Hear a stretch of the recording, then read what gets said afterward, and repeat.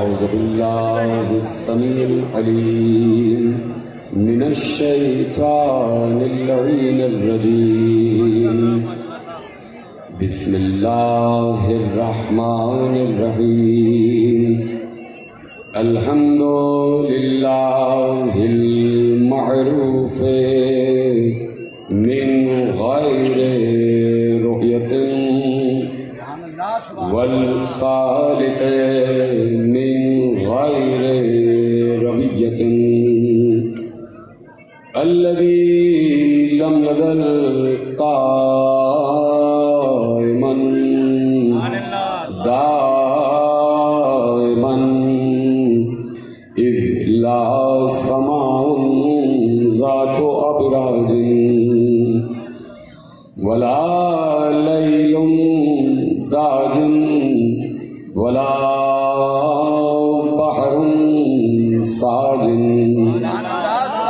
ولا أرض ذات مهاد ولا خلق ذو اعتماد والصلاة والسلام والتحية والإكرام على نبي الرحمة وخازن المغفرة وقائد الخير والبركة ومنقذ العباد من الهلكة سيدنا ومولانا أبي القاسم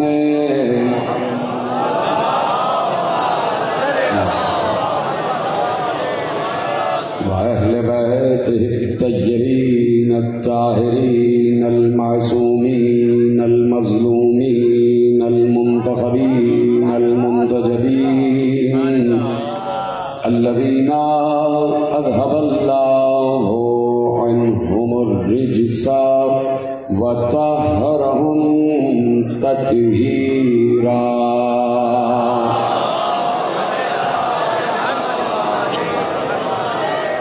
أما بعد فقد قال الله سبحانه وتعالى في محكم كتابه المجيد وفرقانه الحميد وقوله الحق بسم الله الرحمن الرحيم وإن من شيء إلا يسبح بحمده ولكن لا تفقهون تسبيحهم إنه كان حليما غفورا. صلوات پر محمد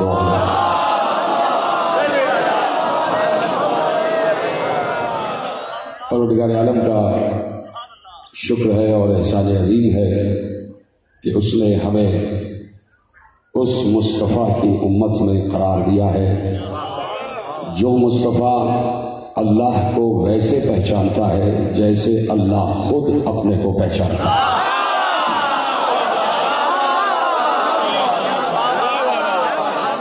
سلامت رہے. جیسے آپ نے جملہ محفوظ کیا ہے، میں منبر پہ بیٹھا تو یہ گھڑی جو میرے ہاتھ میں ہے یہ وقت بتا رہی تھی 12:05.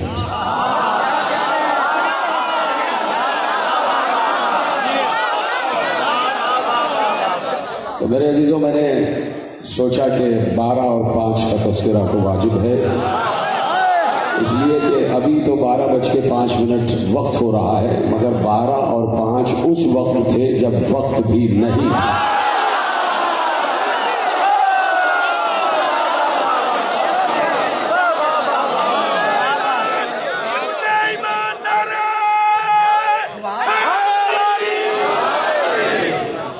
میں نے عرض کیا کہ میرے سامنے ایک مخلوط مجمع بیٹھا ہوا ہے، عالم اسلام کے 73 فرقوں کے نمائندے بیٹھے ہوئے ہیں اور دین کے نمائندے بھی بیٹھے ہوئے ہیں. کچھ فرقے بھی بیٹھے ہیں اور اس دین کے نمائندے بھی بیٹھے ہیں جس دین کا تذکرہ قرآن میں ہے. قرآن میں فرقوں کا تذکرہ نہیں ہے، دین کا تذکرہ ہے، اس لیے کہ قرآن یہ چاہتا ہے کہ فرقوں میں تقسیم نہ ہوا جائے. اس لیے کہہ دیا تھا کہ واعتصموا بحبل اللہ جمیعا ولا تفرقوا، دیکھو اللہ کی رسی کو مضبوطی سے تھامے رکھنا اور فرقوں میں تقسیم نہ ہونا۔ تو اب اللہ تو کہہ رہا ہے فرقوں میں نہ بٹو، امت فرقوں میں بٹ گئی ہے، اب چاہے نمازیں پڑھتے رہو چاہے روزے رکھتے رہو، ایک حکم تو اللہ کا نہیں مانا ہے، جو ایک حکم کا انکار کر دے، آگے جملہ آپ جوڑتے چلے جائیے۔ تو اس لیے میں نے کہا کہ چونکہ فرقوں کو اللہ پسند نہیں کرتا، اس لیے کسی فرقے کا نام اللہ نے قرآن میں نہیں رکھا، لیکن ایک دین کا نام اللہ نے قرآن میں رکھا ہے، اور جو دین آج سے نہیں ہے، جب سے پروردگار ہے تب سے وہ دین ہے، اور اللہ نے چاہا کہ ہر نبی اسی دین پر رہے، اور اللہ نے ہر نبی کو اسی دین پر بھیجا، اور جو بھی نبی اس دنیا میں آیا اسی دین پر تھا، آدم بھی اسی دین پر تھے، نوح بھی اسی دین پر تھے، موسیٰ بھی اسی دین پر تھے، عیسیٰ بھی اسی دین پر تھے، اور ابراہیم کے ذریعے سے تو اس دین کا اعلان تک کر دیا، کہہ دیا ان من شیعتہ لابراہیم۔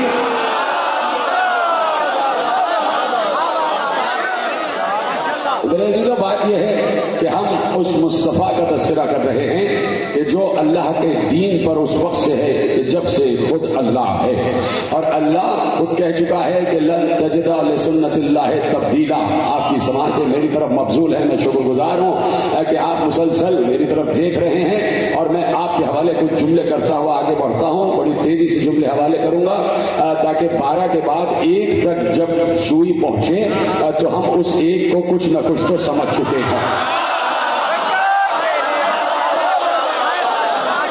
تو میرے عزیزو، اس لیے میں نے گفتگو جہاں سے شروع کی، اور اب میں چاہتا ہوں کہ میرے ساتھ ساتھ رہیے گا، میرا ساتھ دیتے جائیے گا، میرے ذہن سے ذہن آپ کا جوڑا رہے، دل سے دل تو جوڑا ہی ہوا ہے، لیکن ذہن سے ذہن بھی جڑ جائے، فکر سے فکر بھی جڑ جائے، عقل سے عقل بھی جڑ جائے، اور ہمارے دل میں جو علی کا نور ہے وہ نور سے جڑتا چلا جائے تو باتیں سمجھ میں آ جائیں گی۔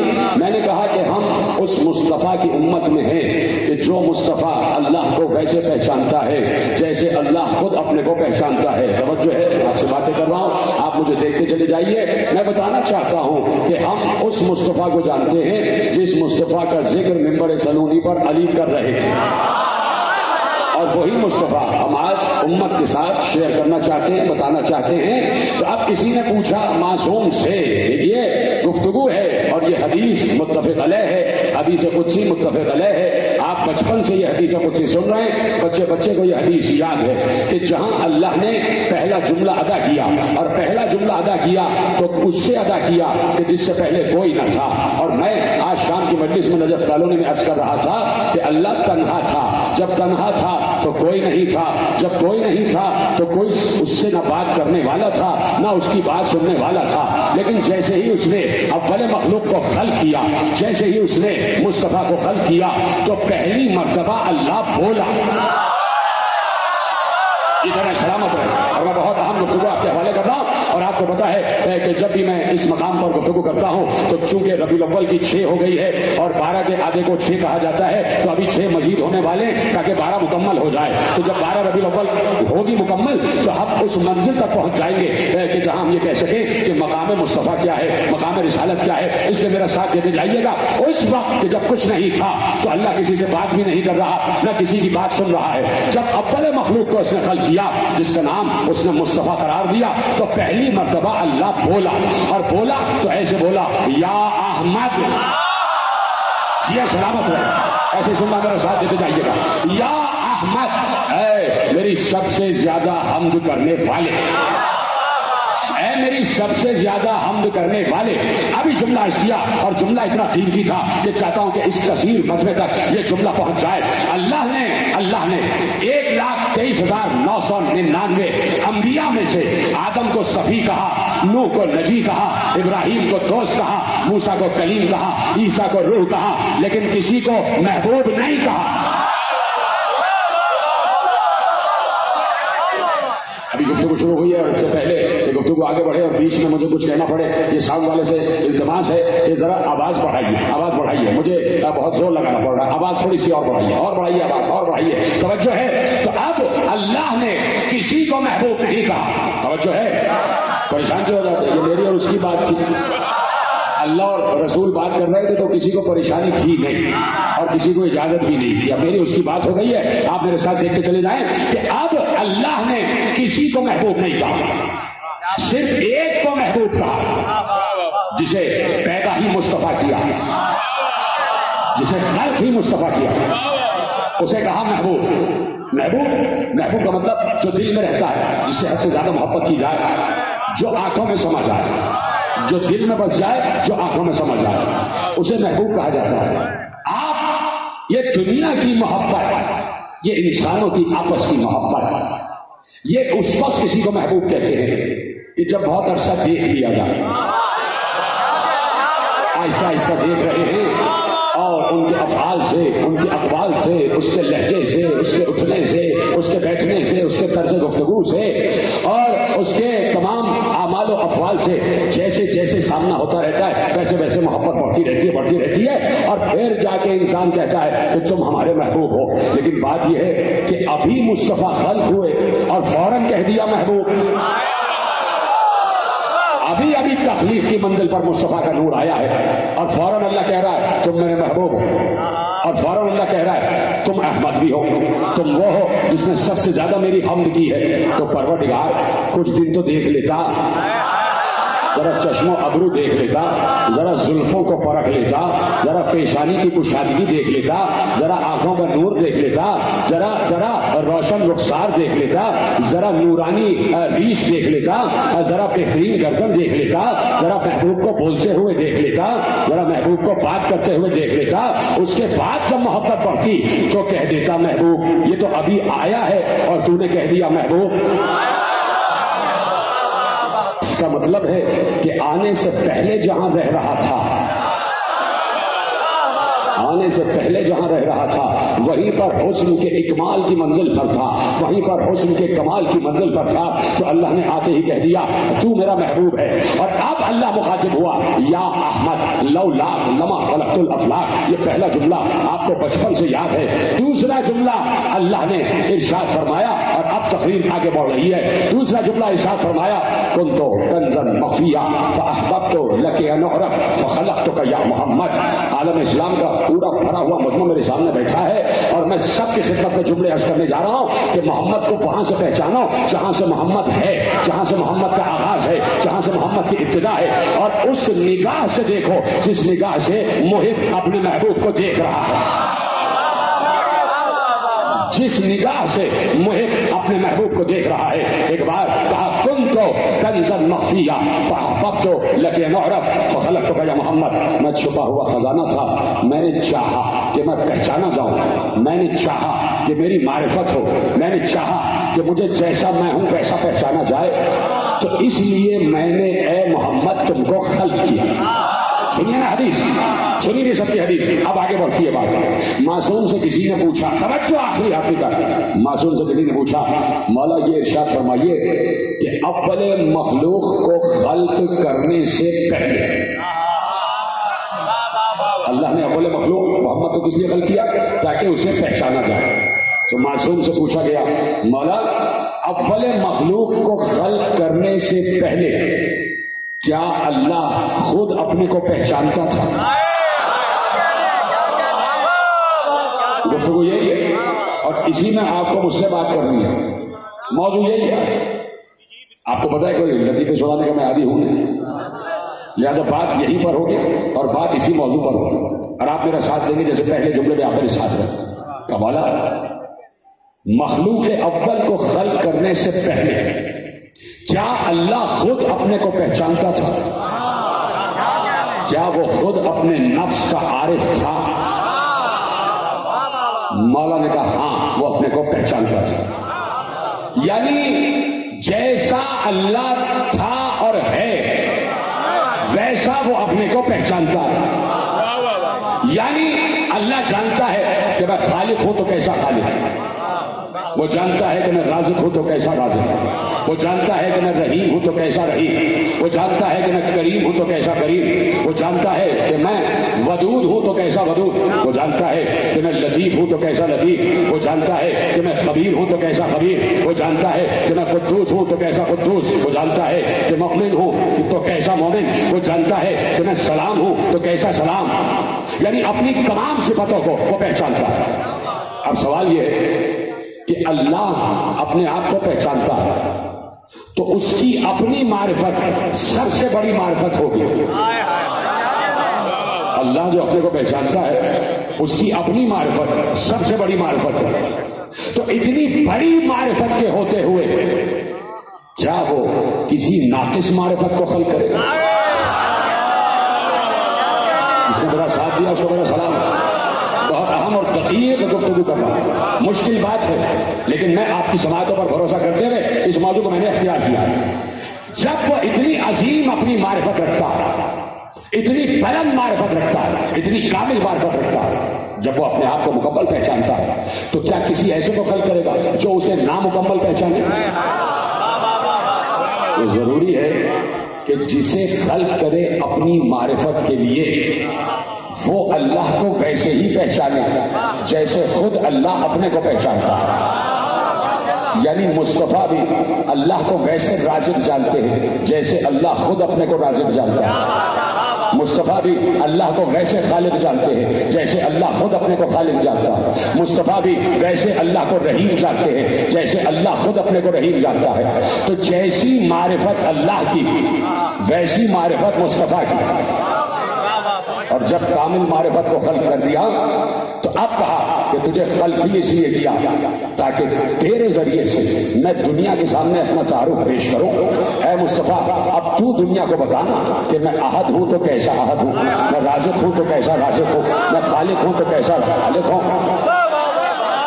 آج یہاں تک پہنچ گئے۔ اب پوچھا گیا مولا ارشاد فرمائیے کہ یہ لفظ اللہ کیا ہے؟ یہ لفظ اللہ کیا ہے؟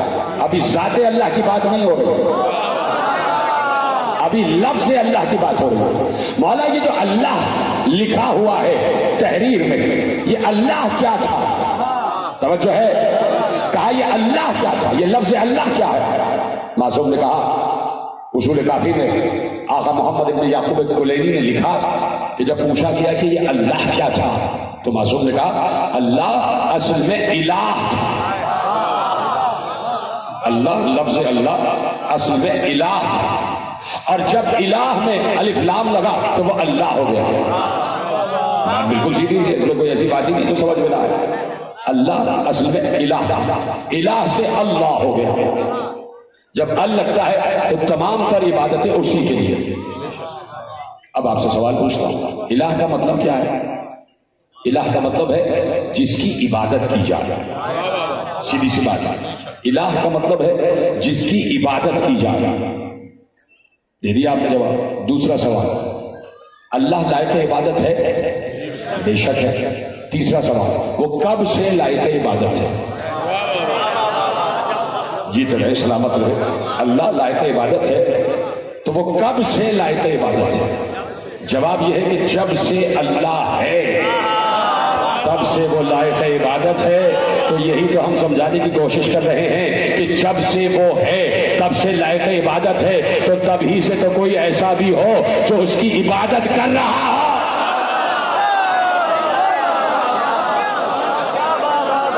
کچھ تک جملہ پہنچا ہے، کچھ تک نہیں پہنچا ہے۔ جب سے وہ ہے تب سے لائق عبادت ہے، اور جب سے وہ لائق عبادت ہے تب سے کوئی ہو تو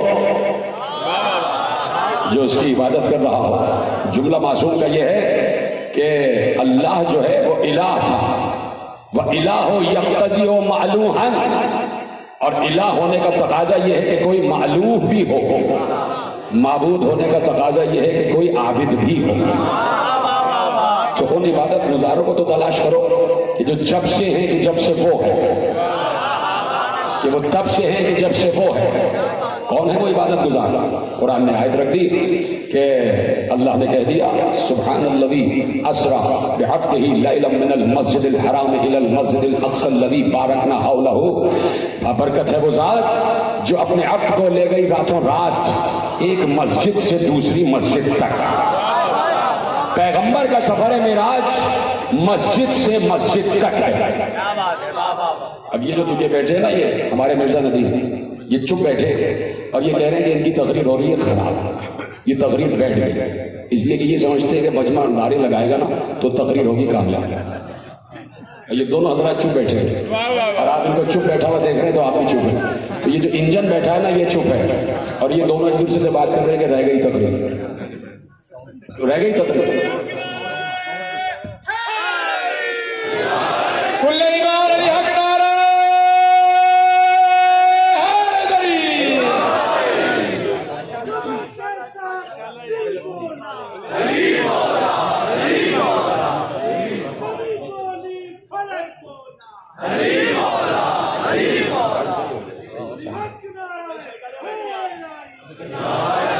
ٹھیک ہے ہو گیا ساؤنڈ صحیح بھائی، کہاں ہے میری طرف آ جائے۔ تو مجھے اس کی پرواہ نہیں ہوتی کہ کوئی داد دے رہا یا نہیں دے رہا، میری کامیابی یہ ہے کہ میں موضوع پہنچا سکا یا نہیں، اس سے مجھے کوئی غرض نہیں۔ داد دینے کے لیے بجائے اس کے کہ کوئی غیر ذمہ دارانہ جملے بول کے پرچے کٹوا لیے جائیں، اس سے اچھا ہے کہ آپ بیٹھے کچھ جملے تو آپ تک پہنچ جائیں۔ اور میرے یہ حضرات ہیں نا یہ بھی چٹکلوں کے انتظار میں رہتے ہیں، یہ ہمارے مرزا صاحب اور ہمارے یہ چٹکلوں کے انتظار میں رہتے ہیں کہ بھائی کوئی چٹکلا چھوڑو تاکہ نعرے لگے، تو بھائی نعرے علمی بات پہ لگے تو بات ہے۔ یار سن رہے ہیں میری بات، پریشان تو نہیں ہو گئے؟ اس لیے کہ دونوں سو رہے تھے تو میں نے کہا جگا دوں ان دونوں کو، اس لیے کہ رات کے اس پہر علی کا تذکرہ جاگ کر وہی سن سکتا ہے جو شب ہجرت سو جانے والے کی معرفت رکھتا ہے۔ لیکن یہ چٹکلا تھا، اس میں بول پڑا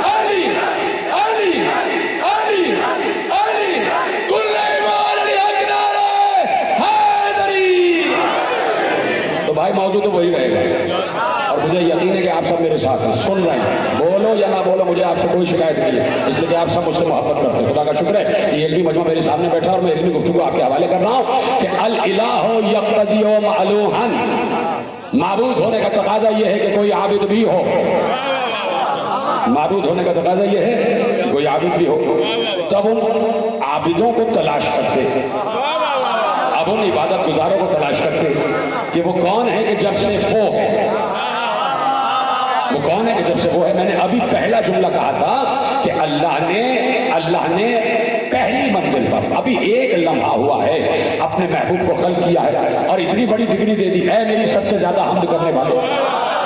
تو پروردگار تو نے کیسے دیکھ لیا کہ اس نے سب سے بڑی حمد کی ہے؟ یہ تو ابھی خلق ہوا ہے، ارے کچھ دیکھ لے، کچھ عرصہ گزر جائے، 100-200 سال گزر جائیں اور جب یہ حمد کا حق ادا کر دے تب کہنا اے میری سب سے زیادہ حمد کرنے والے۔ یہ تو ابھی خلق ہوا ہے اور تو نے کہا ہے میری سب سے زیادہ حمد کرنے والے، تو اب تو سمجھو کہ نور مصطفیٰ قبل ظہور جہاں بھی تھا، جس کیفیت میں بھی تھا، جس نوعیت میں بھی تھا، اللہ کی حمد کر رہا تھا، اللہ کی حمد کر رہا تھا۔ کب اللہ نے کہا یا احمد اے میری سب سے زیادہ حمد کرنے والے، تو اب عبادت گزار بندوں کو تلاش کرو، تو اللہ نے تلاش آسان بنا دی۔ لا سبحان الذی اسریٰ بعبدہ لیلا من المسجد الحرام الی المسجد الاقصی الذی بارکنا حولہ، برکت ہے وہ ذات جو لے گئی راتوں رات اپنے عبد کو من المسجد الی المسجد، مسجد حرام سے مسجد اقصی کی طرف۔ پیغمبر کا سفر، اے میرے تمام شیعہ سنی بھائیوں، پیغمبر کا سفر ہے ایک مسجد سے دوسری مسجد تک، پیغمبر کا سفر ایک مسجد سے دوسری مسجد تک ہے، مسجد سے چلا مسجد تک پہنچا، من المسجد الی المسجد۔ کون سی مسجد سے چلا؟ مسجد حرام سے۔ کون سی مسجد تک پہنچا؟ مسجد اقصی سے۔ سادی سی بات ہے، بچپن سے آپ سن رہے ہیں، ایک مسجد سے چلا اور دوسری مسجد تک پہنچ گیا۔ کسی عالم سے پوچھو گے وہ کوئی اور جواب دے گا، کسی ملا سے پوچھو گے تو وہ کہے گا مسجد اقصی سے مراد یہ فلسطین والی مسجد۔ تو فلسطین والی مسجد میں تو ہم بھی جہاز پکڑ کے 3 گھنٹے میں پہنچ سکتے ہیں، تو کیا اللہ ہمیں بھی کہہ رہا ہے کہ بابرکت ہے وہ ذات؟ 3 گھنٹے کی فلائٹ پکڑ کے یہ لیجیے ہم پہنچ گئے، اور اس فلائٹ پہ جو مسلمانوں کا بنایا ہوا جہاز نہیں ہے، انگریزوں کی بنائی ہوئی سواری کو وسیلہ بنایا ہوا ہے. انگریزوں کی بنائی ہوئی سواری کو وسیلہ بنا کے اللہ کے گھر تک پہنچ رہے ہیں. یہ وسیلہ قبول ہے. اور ہم کہہ رہے ہیں علی کے ذریعے اس تک پہنچ جاؤ تو کفر بھی ہو رہا ہے. توجہ، من المسجد الی المسجد، کون سی وہ مسجد ہے جسے اللہ مسجد اقصی کہہ رہا ہے؟ تو آپ پتہ کرو کہ وہ مسجد کون سی مسجد ہے. یہ مسجد نہیں، وہ مسجد بہت دور والی مسجد. اور میں اسی مقام پر 4 سال پہلے جملہ عرض کر چکا اور آپ کے لیے دہرا رہا ہوں. کون سی مسجد ہے وہ کہ جسے اللہ مسجد اقصی کہہ رہا ہے؟ تو وہاں اللہ نے اجمالاً بیان کیا اور سورۃ النجم میں تفصیل بیان کیا کہ آؤ ہم بیان کرتے ہیں وہ کون سی مسجد ہے جس مسجد تک ہم اپنے محبوب کو لے گئے. ایک بار کہا والنجم اذا ہوا ما ضل صاحبکم وما غوی وما ینطق عن الہوی ان هو الا وحی یوحی علمہ شدید القوی ذو مرۃ فاستوی وهو بالافق الاعلی ثم دنا فتدلی فکان قاب قوسین او ادنی فاوحی الی عبده ما اوحی ما كذب الفؤاد ما رأى افتمارونه على ما يرى لقد رآه نزلة اخرى عند سدرة المنتهى عندها جنة المأوى ما زاغ البصر وما طغى لقد رأى من آيات ربه الكبرى لقد رأى من آیات ربه الكبرى. کہا کہ مجھے ستارے کے اترنے کی قسم، مجھے ستارے کے اترنے کی قسم، تمہارا صاحب یعنی نبی دیوانہ نہیں ہوا. وہ جو کچھ کہہ رہا ہے اللہ کی مرضی سے کہہ رہا ہے. وہ اس وقت تک بات ہی نہیں کرتا جب تک اس پر وحی نہ آ جائے. ہم اسے راتوں رات لے گئے، بلند کرتے ہوئے لے گئے، افق اعلیٰ سے بلند کرتے ہوئے لے گئے اور اس مقام تک لے آئے کہ بس اب تو معبود میں اتنا فاصلہ تھا کہ کچھ بھی فاصلہ نہ تھا. آخری آدمی تک اب جو باتیں پڑھنے جا رہا ہوں شاید کبھی نہیں سنی ہوں گی. اگر دل جاگ رہا ہے میں صرف اشارے کروں گا، میں یہ نہیں کہہ رہا بولنا، ہاتھ ہی اٹھا دینا کہ بات سمجھ میں آ گئی. اس لیے کہ جب سلمان والی معرفت پڑھی جاتی ہے تو کھل کے نہیں پڑھی جاتی.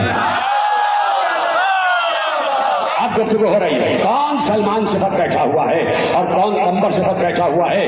اللہ نے کہا کہ ہم اپنے عبد کو اس مقام پر لے گئے کہ جہاں عبد و معبود میں اتنا فاصلہ تھا کہ کچھ بھی فاصلہ نہ تھا. کتنا فاصلہ بتایا؟ قاب قوسین، 2 قوس کا فاصلہ، 2 قوس کا فاصلہ.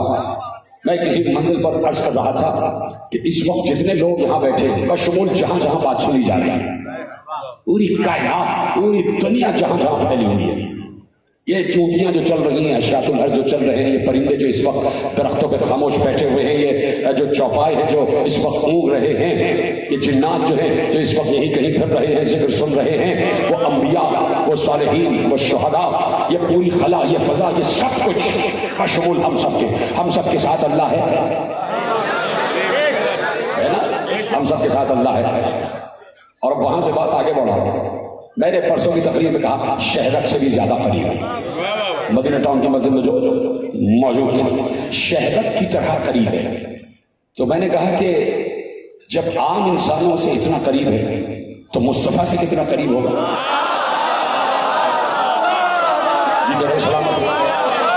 جب عام گناہگار بندوں سے بھی قریب ہے، جب ہندو کے بھی قریب ہے، عیسائی کے بھی قریب ہے، یہودی کے بھی قریب ہے، مومن کے بھی قریب ہے، منافق کے بھی قریب ہے، تو سوچو مصطفیٰ کے کتنا قریب ہوگا. بات اب کرنے جا رہا ہوں، خدا کرے کہ میں پہنچا سکوں آپ تک بات. کتنا قریب ہوگا ہم سے، اتنا قریب کہ بس جیسے شہرک قریب ہے. تو مصطفیٰ کے کتنا قریب ہوگا؟ بہت قریب، بالکل قریب. سمایا ہوا ہے مصطفیٰ اور مصطفیٰ اس میں سمایا، اتنا قریب ہے. جب اتنا قریب ہے، توجہ جہاں جہاں بیٹھے ہوئے، جب اتنا قریب ہے مصطفیٰ کے، تو یہ کیوں کہا کہ ہم نے وہاں بلایا جہاں 2 کمان کا فاصلہ رہ گیا؟ کمان کا فاصلہ قریب ہے یا شہرک قریب ہے؟ اپنی آخری آدمی تک سمجھا ہے کہ نہیں؟ اور جن کے ہاتھ اٹھے ان کو میں دعا دے رہا ہوں، اتنی تحقیق منزل سمجھ رہے ہیں. ادھر ہونا قریب ہے یا 2 کمان کا فاصلہ قریب ہے؟ کمان دیکھیے نا، کمان جب 3 کمان جوڑے جاتے ہیں تو 2 کمان، 2 آدھے دائرے کا بس اتنا فاصلہ تھا کہ 2 کمانے، 2 آدھے دائرے. جب 2 آدھے دائرے ملتے ہیں تو پورا دائرہ بنتا ہے. دو آگے دائرے، آدھی کمان یہ آدھی کمان یہ، کمان دیکھیے نا بھائی، اس میں تیر جوڑا جاتا ہے کہ قوسین کا فاصلہ رہ گیا، دو آدھی کمانوں کا فاصلہ، جب دو آدھی کمانیں ملی تو دائرہ مکمل ہو گیا، دائرہ مکمل ہو گیا۔ ایک تو بات یہ ہے کہ وہ کہہ رہا ہے کہ دائرہ مکمل ہوا، یعنی جہاں سے چلا تھا وہیں واپس آ، یہ کہہ رہا ہے سلامت رہے، سلامت رہے، جیسے آپ کو سنا، جہاں سے چلا تھا وہیں واپس آیا۔ اور دوسرا فاصلہ مرزا صاحب، دوسرا فاصلہ، دو کمانے چاہے کتنے ہی سائز کی ہو، چاہے اتنے سائز کی ہو چاہے اتنے سائز کی کمانے، جب دو کمانے رکھ دی جائیں مجھ میں اور مرزا ندیم، سمجھ لیجیے دو کمانوں کا فاصلہ اتنا سا فاصلہ، تو یہ فاصلہ زیادہ ہو گیا نا، یہ فاصلہ کم ہے بھائی۔ جب اتنے قریب ہے تو معراج میں یہ کیوں کہہ رہا ہے کہ دو کمانوں کا فاصلہ رہ گیا، اور وڈگار وہ فاصلہ تو دور ہو گیا۔ میں نے کہا ہے کوئی سلمانی فکر سمجھنے والا؟ تو آپ جملہ دینے جا رہا ہوں، جب اتنا قریب ہے اور معراج میں کہہ رہا ہے کہ دو کمانوں کا فاصلہ رہ گیا، تو وہاں تو فاصلہ زیادہ ہو گیا۔ تو اب یہ طے کرو کہ اللہ تو کہہ رہا میں اس کے اتنا قریب ہوں، وہاں جو پہنچا تو دو کمانوں کا فاصلہ اللہ اور اس کے درمیان تھا یا کسی پردے والے اور اس کے درمیان؟ یا سلامت رہو، سلامت رہو، جیتے رہے، جیتے رہے۔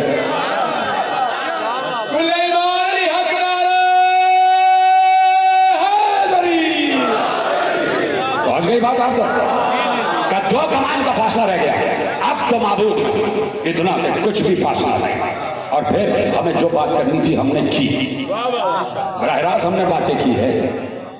کیا میں نے کہا تھا جہاں سے چلا وہیں پہنچا، تو جب چلا تھا تو پہلی منزل پر بھی اللہ نے براہ راست بات کی تھی، یا احمد لولا کما خلقت الافلاک، یہ سلامت۔ اور جب واپس اسی مقام پر آیا پھر اب تو معبود میں بات ہوئی، پہنچا، راتوں رات پہنچا، مسجد سے مسجد تک پہنچا۔ کہ یہ کعبہ قوسین کو ہم نے مسجد کا نام دیا، کہ یہ کعبہ قوسین مسجد ہے، مسجد اقصی یعنی کعبہ قوسین، جہاں جبریل وہ دور کھڑا ہوا، کروڑوں نوری میل کا فاصلہ، جبریل پر نہیں مار سکتا، نہ کوئی نبی پہنچا، نہ کوئی ولی پہنچا، نہ کوئی وسیع پہنچا، جہاں اللہ کا محبوب پہنچا، صرف عبد ہے اور معبود ہے۔ اور اللہ نے اس مقام کو کہا مسجد، مسجد اقصی، مسجد حرام سے چلا مسجد اقصی تک پہنچ گیا۔ کعبہ قوسین کو مسجد کہہ رہا ہے، کعبہ قوسین کو مسجد کہہ رہا ہے، کعبہ قوسین کو مسجد کہہ رہا ہے۔ مسجد کہتے ہیں سجدہ کرنے والی جگہ کو، تو جہاں سجدہ کیا جائے اسے مسجد کہا جاتا ہے۔ میں نے مثال دی تھی 4 برس پہلے کہ اگر آپ کسی سے کہیں کہ بھائی میرا یہ خط لے کے فلاں محلے میں چلے جاؤ اور فلاں صاحب کو دے دینا، وہ صاحب پہنچے، محلے میں داخل ہوئے، دوسری گلی میں گئے تو دوسری گلی کے نکڑ پر ایک مسجد بنی ہوئی تھی، یہ سمجھ گئے یہ مسلمانوں کا محلہ ہے، مسجد ہے۔ اس کا مطلب ہے کچھ مسجد میں سجدہ گزار ہیں جو آتے ہیں یہاں سجدہ کرتے ہیں، مسجد کا مطلب ہے کہ مسلمانوں کا محلہ ہے، کچھ سجدہ گزار ہیں جو یہاں سجدہ کرنے آتے ہیں۔ اللہ کعبہ قوسین کو مسجد کہہ رہا ہے، تو اب تلاش کرو نا کہ وہاں کچھ سجدہ گزار کیا پہلے سے رہ رہے ہیں؟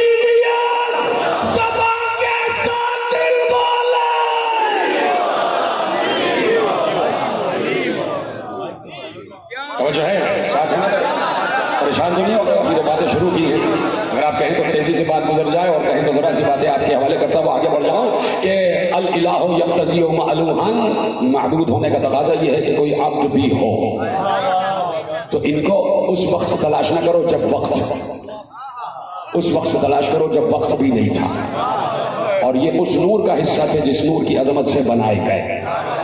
تو اب یہ جانتے ہیں کہ اللہ رحمان ہے تو کیسا ہے، رحیم ہے تو کیسا ہے، ودود ہے تو کیسا ہے، خبیر ہے تو کیسا ہے، سمیع ہے تو کیسا ہے، علیم ہے تو کیسا ہے، کریم ہے تو کیسا ہے، جبار ہے تو کیسا ہے، قہار ہے تو کیسا ہے، ستار ہے تو کیسا ہے، جبار ہے تو کیسا ہے، شکور ہے تو کیسا ہے، صبور ہے تو کیسا ہے، غفور ہے تو کیسا ہے، مومن ہے تو کیسا ہے، مہیمن ہے تو کیسا ہے، السلام ہے تو کیسا ہے، عزیز ہے تو کیسا ہے، متکبر ہے تو کیسا ہے، ولی ہے تو کیسا ہے، علی ہے تو کیسا ہے۔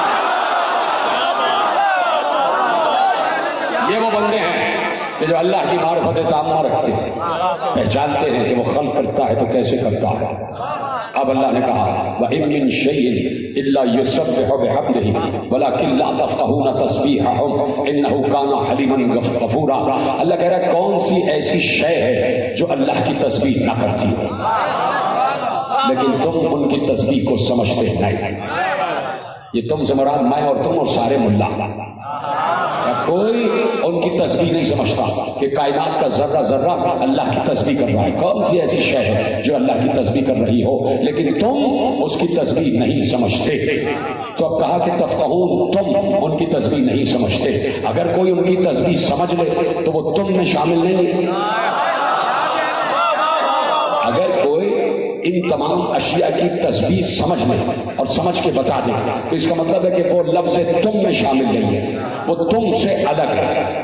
تو جب تم سے الگ ہو جائے تو پھر تم کو یہ اختیار بھی نہیں ہے کہ تم اسے کہو کہ تم ہم جیسے، ہم تم جیسے۔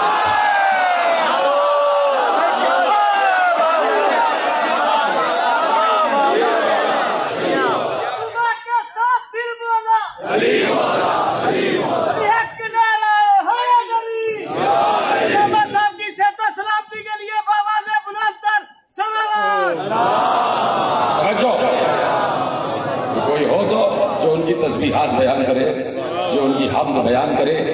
علی بیٹھے ہوئے تھے مسجد کوفہ کے ممبر پر، اور واحد علی تھے جو کہہ رہے تھے کہ اگر سوال کرنا تو صرف مجھ سے ہی کرنا، اس لیے کہ میں ہلاکت سے بچانے والا ہوں۔ تو اگر سوال کرنا تو صرف ہم سے ہی کرنا۔ اور میں بار بار جملہ عرض کرتا ہوں کہ علی کی بزم میں صرف مسلمان ہی نہیں بیٹھے تھے، یہودی بھی تھے، عیسائی بھی تھے، ساری کتب کے جاننے والے، ساری کتب کے ماننے والے، سارے کتب کے علماء بیٹھے ہوئے تھے۔ اور ایسے میں علی نے کہا مجھ سے سوال کرو۔ تو کسی یہودی نے کھڑے ہو کے پوچھا یا علی، آیت آپ نے قرآن کی پڑھی وَإِن مِّن شَيْءٍ إِلَّا يُسَبِّحُ بِحَمْدِهِ وَلَكِن لَّا تَفْقَهُونَ تَسْبِيحَهُم، کون سی ایسی شے ہے جو اللہ کی تسبیح نہ کر رہی ہو لیکن تم ان کی تسبیحات کو سمجھتے نہیں ہو؟ تو کوئی ہے جو ان کی تسبیح کو سمجھے؟ علی نے کہا کیا سوال کرنا چاہتے ہو؟ کہا میں کچھ نہیں، چند مخلوقات کے متعلق پوچھنا چاہتا ہوں کہ یہ تیتر کیا کہتا ہے، یہ مرغ کیا کہتا ہے، یہ جونٹ کیا کہتی ہے، یہ گھوڑا کیا کہتا ہے، یہ گدھا کیا کہتا ہے، یہ فاختہ کیا کہتی ہے۔ اب علی اگر بتا دے تو علی تم میں شامل نہیں ہے۔ علی اگر بتا دے تو علی لفظ تم میں شامل نہیں ہے، اور اگر علی نہ بتا سکے تو تم علی کے لیے کہہ دینا کہ علی ہم جیسا، ہم علی جیسے، ٹھیک ہے۔ اب علی سے پوچھا یہودی نے کہ یہ جانور، یہ حشرات الارض، یہ پرندے کیا کہتے ہیں؟ تو اب علی اپنی زبان سے تو بولتا ہی نہیں، علی زبان سے گویا ہوئے کہ سنو تم نے پوچھا یہ تیتر کیا کہتا ہے، علی بول رہا ہے، ممبر سلونی پر علی بول رہا ہے، سننے والے سن رہے ہیں۔ کتنے خوش قسمت تھے کہ جو اللہ کی آواز کو سن رہے تھے، کتنے خوش قسمت تھے جو وجہ اللہ کو دیکھ رہے تھے، کتنے خوش قسمت تھے جو ید اللہ کو لہراتا ہوا دیکھ رہے تھے، کتنے خوش قسمت تھے وہ لوگ جو دیکھ رہے تھے کہ سلونی کے ممبر پر وہ بیٹھا ہے کہ جو پیغمبر کے کاندھوں پہ بلند رہا۔ کتنے حسین ترین لوگ تھے، کتنے عزیز ترین لوگ تھے کہ انہوں نے کہا کہ دیکھا کہ ایک یہودی سوال کر رہا ہے، ہمتن گوش ہو گئے، سب کی نگاہ ممبر سلونی کے عرش پر تھی، اور عرش پر عرش والا بیٹھا ہوا تھا اور گفتگو کر رہا تھا، اسی لہجے میں بات کر رہا تھا جس لہجے میں معراج میں اس نے بات کی، اسی لہجے میں باتیں ہو رہی تھی، سننے والے سن رہے تھے۔ اور خدا آپ کو سلامت رکھے جیسے آپ سن رہے ہیں، علی بولے اور آپ نہ بولیں یہ ہو ہی نہیں سکتا۔ آخری آدمی تک جملہ علی بول رہے ہیں، میں دہرا رہا ہوں، اور میں اور آپ مل کے داد دیں گے کہ کیا ہی اچھا ہوتا کہ ہم عمر کی طرح وہاں بیٹھے ہوتے تو جھوم رہے ہوتے، पैगंबर की तरह बैठे होते तो अली जुमले बता रहे होते और हम झूम रहे होते, हम रक्स कर रहे होते, हमारी रूह रक्सा होती कि मौला लिसानुल्लाह के लहजे में बात कर रहा है। यहूदी ने सवाल दोहराया, ये बताइए तीतर क्या कहता है? अली ने कहा सन तीतर कहता है और रहमान अलल अर्श इस्तवा। ये जोंक क्या कहती है? कहा जोंक जोंक कहती है सुब्हानल माबूद फी लुजजिल बिहार।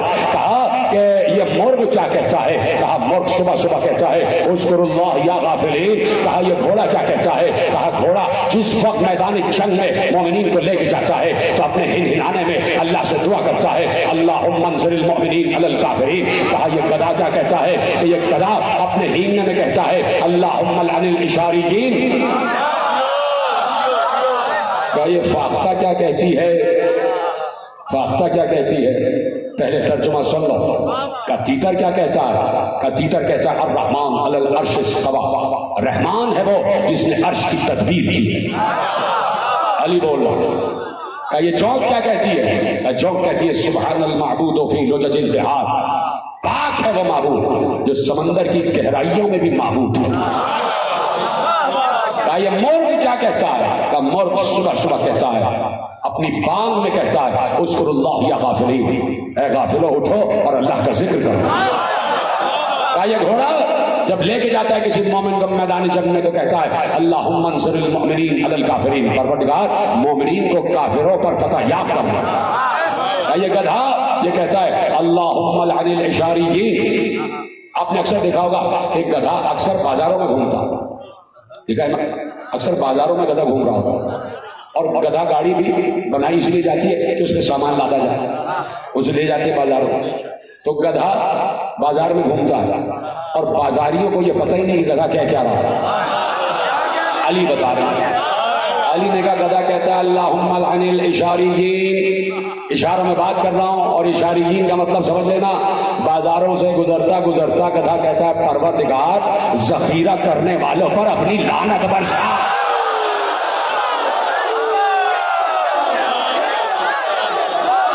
तो भाई आज जिन्होंने चीनी जखीरा की हुई है, आटा जखीरा किया हुआ है, वो गधे की लानत सह रहे हैं। गधा कह रहा अल्लाहुम्मा अनिल इशारीजीन।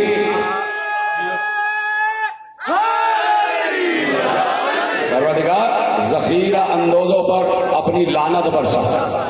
कैसे लानत वाले लोग हैं जिन पर गधा भी लानत कर रहा और फिर भी इन्हें शर्म नहीं आई, फिर भी ये जखीरा करेंगे। अब एक बात रह गई, कही अली ये फाख्ता क्या कहती है? तैयार है सुनने के लिए? का फाख्ता कहती है अल्लाहुम्मा लअन मबग़ज़ी आले मोहम्मद। परवरदिगार आले मोहम्मद के दुश्मनों पर लानत है।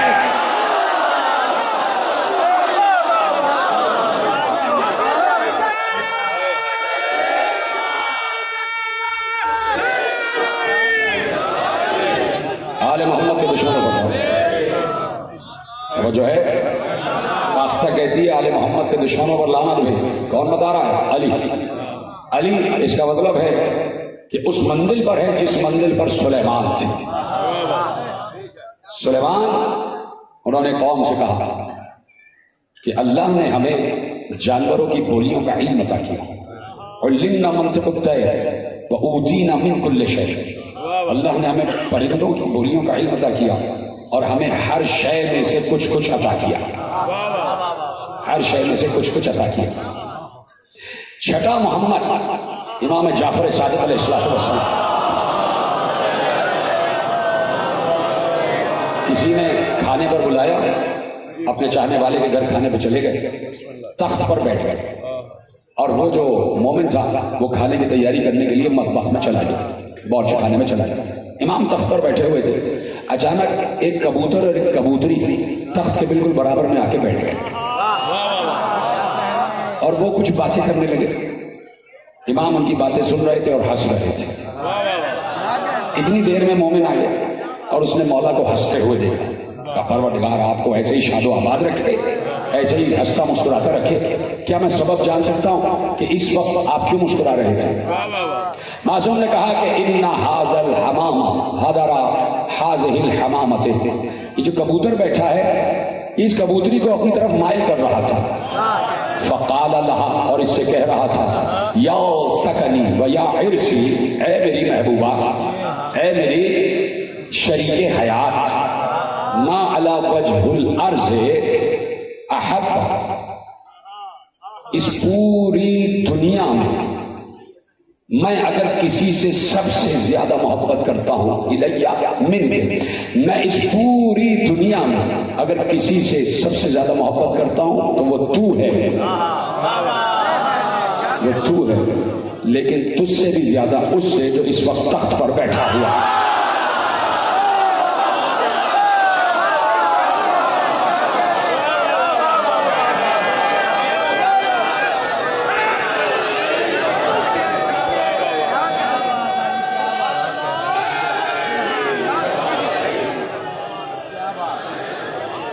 ما علی وجہ الارض احب الی منک،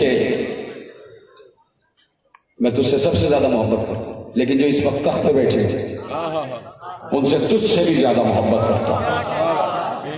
چاہنے والے نے کہا کہ جعلت فداک، میں آپ پر فدا ہو جاؤں۔